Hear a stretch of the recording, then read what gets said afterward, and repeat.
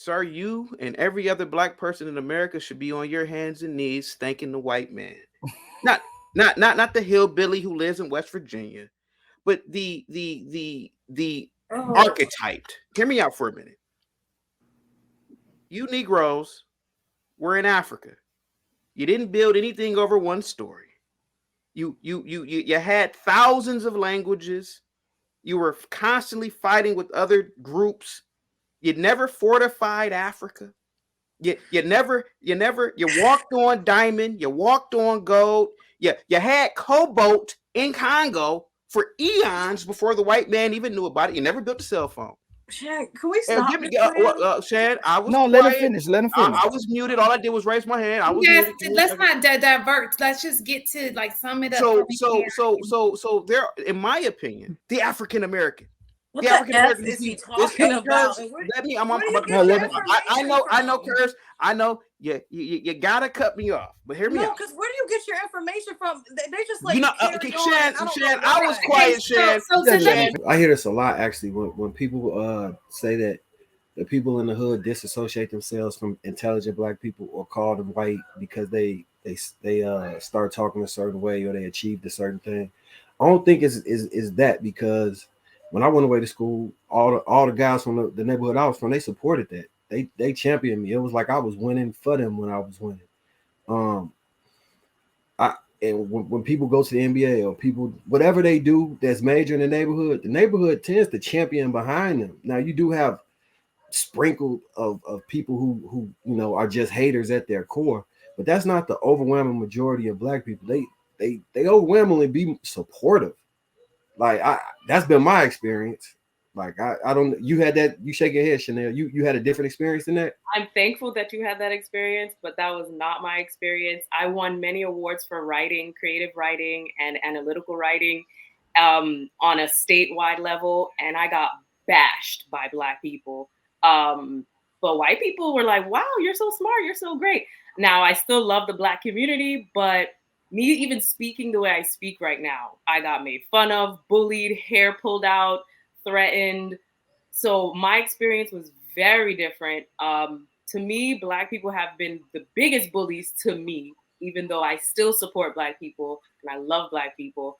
But whenever I did, or my brother did, or anyone in my family did something phenomenal, it was just not met with love and support on a large scale. Marcus, you shared the. I just want to say, Marcus, you and I shared the same exact experience. Yeah. The same exact experience. Go ahead, brother. I just wanted to. I appreciate that. I'm sorry you went through that, Chanel. Yeah, I'm sorry you went through that too. But can I ask you some questions about it? Like when you won the award, did they know or did they not know? Or I'm trying to understand how that transpired. Know that I won, or know that I was like good at writing, or what was that? Yeah, like you say, when you won the award, you got negative feedback, right? Or you got no feedback? Negative feedback. So I didn't know that I won until the teacher announced it in front of everyone, and I was proud of myself. And most people in the school, besides my close friends, were very just negative towards me. They picked fights towards me.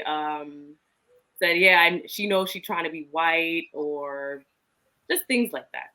Can I ask you a question, Ruth? Oh, chaotic. I'm sorry. You had your hand up for a while, man. My bad. Yeah, I actually wanted to broach something that Ali said real quick. Shan, is that all right? how quick? Now, How quick? Ali, thank you for supporting most of my. I do. I do. I definitely do. But it's one thing that I disagree with. Okay. You keep saying historical implications are the reason why we are today. No, that's your opinion, and my opinion is a little bit objective. Sir, you and every other black person in America should be on your hands and knees thanking the white man. Not the hillbilly who lives in West Virginia, but the archetyped. Hear me out for a minute. You Negroes were in Africa. You didn't build anything over one story. You had thousands of languages. You were constantly fighting with other groups. You never fortified Africa. You walked on diamond, you walked on gold, you had cobalt in Congo for eons before the white man even knew about it. You never built a cell phone. Shan, can we stop Give me, this, Shan, I was No, quiet. let him finish. Let him finish. I was muted. All I did was raise my hand. I was Yes, muted. let's not divert. Let's just get to like sum it up. So there, in my opinion, the historical implications have led us to be a superior African group. We speak the superior language on the planet, which is English. So that means that we are better than most of the Africans in Africa right now. We are more educated than most of the Africans right now, just because of historical implications.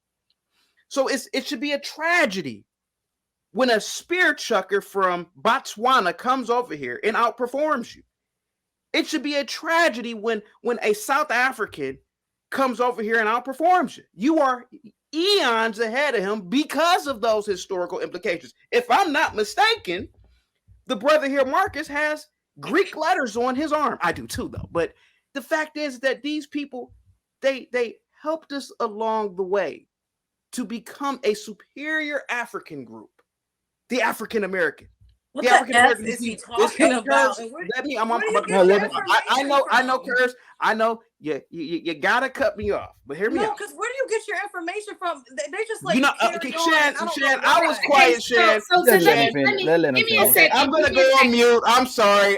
Okay, my apologies for talking. So what he's saying, correct me if I'm wrong, Mr. Chaotic. So in a nutshell, I think what he's trying to say is, as a Black person being raised in America, you've been given opportunity. You have free opportunity to education. You're getting the leg up, but you're allowing people who don't necessarily have that leg up to outshine you when you've given the step. You have free education, and you're not even using it to your benefit. So somebody else who started out low is outshining you because. And they weren't even given that opportunity. I think that's what he's trying to say. And thank you, Shan. I'm gonna bring it home. Give me 10 more seconds, Curves. You have people on this planet in Southeast Asia that still practice that stuff around their necks with the rings. You got African women still walking around with plates in their lips, for God's sakes. Primitive behavior. So we're not going to insult anybody's culture. No, I'm not insulting. I'm going back to what the dear brother Ali said. He said historical implications have led the Blacks to the current condition. Well, I can argue otherwise. I can argue that those historical implications catapulted us from the Stone Age to the digital age. None of you Negroes right now are living in sub-Saharan Africa, in the deserts of Africa right now. You Negroes are speaking the white man's language, driving the white man's car, living in the white man's. This is the greatest country on the planet. And I'm glad that the white man civilized our Black asses. Oh, I'm done. Go ahead, guys. Go ahead. I really hope he's trolling, but No, I just I'm not. He's not trolling. He's not trolling. I'm not trolling. Hey, listen. I just want to. Okay, so we're gonna go in respectful of each other. Okay, so go ahead, Chanel, and then so we don't overtalk each other. I just want to say, okay, I'll accept what Chaotic is saying. Maybe they are primitive, but their family structures are still intact and ours are not. And that's facts. And to piggyback on her point, the number one biological imperative is to create families, right? It's to create children and foster them into a better growth spurt or better, growth process so they can reach maturity or adulthood. We are in a so-called civilized culture, right? Where mass shootings occur for our children on the regular. We're in a so-called civilized place where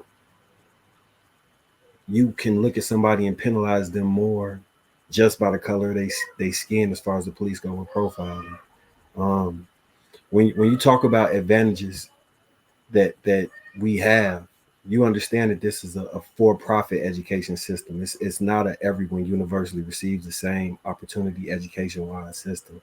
So the argument that we're just lazy and in waiting, a lot of our schools are prison to school pipelines. You have kids that get just pushed through until they're old enough to be pretty much indicted and then sent to jail. Like, we have kids reading at 4th grade reading levels. So this superior education that we all have access to, it seems a farce.